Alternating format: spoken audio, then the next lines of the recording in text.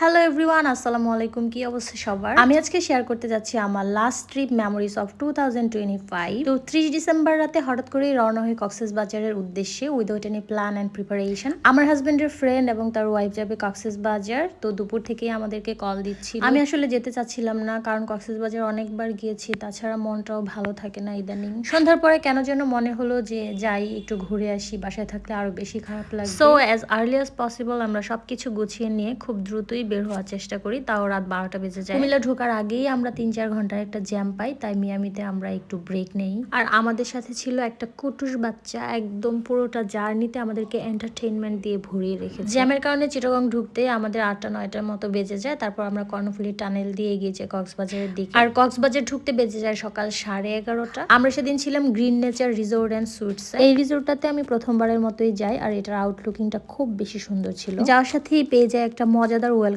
Drink. আর এই রিসোর্টের লবিটা আমার খুব পছন্দ হয়েছে, এটা খুব সুন্দর করে ডেকোরেশন করা ছিল। বাহিরের সাইডটাও ছিল অ্যামেজিং, ঠিক আমি যেমন ফটোজেনিক জায়গা পছন্দ করি। মূলত আমরা যে উদ্দেশ্যে কক্সবাজার যাই সেটা তো আসলে পূরণ হয়নি, কারণ আপনারা সকলেই জানেন 31স্টের সকল প্রোগ্রাম অফ করে দেওয়া হয়েছিল। আমাদের রিসোর্টে 31স্টের অনেক সুন্দর প্রোগ্রাম করার কথা ছিল। যাই হোক, তারপর সকল ফর্মালিটিস মেনটেন করে আমরা যাই আমাদের রুমের দিকে। সাডেন ডিসিশন নেওয়ার কারণে আমরা কোনো রুমই পাচ্ছিলাম না। আমরা একটা রুম পাই, তাও সেটা ছিল ডাবল বেডের একটা রুম। আমরা কোনো কাপল রুমই পাইনি। রুমটা মোটামুটি সুন্দর ছিল, গোছানো পরিপাটি, আর এখান থেকে হালকা একটু বিচ দেখা যাচ্ছিল। 31স্টের কারণে অলমোস্ট সব রুম বুকিং ছিল। ফরচুনেটলি আমরা এই রুমটা পাই। রুমে কমপ্লিমেন্টারি অনেক ইকুইপমেন্টস দেওয়া ছিল, আমি ডিটেলসে না যাই।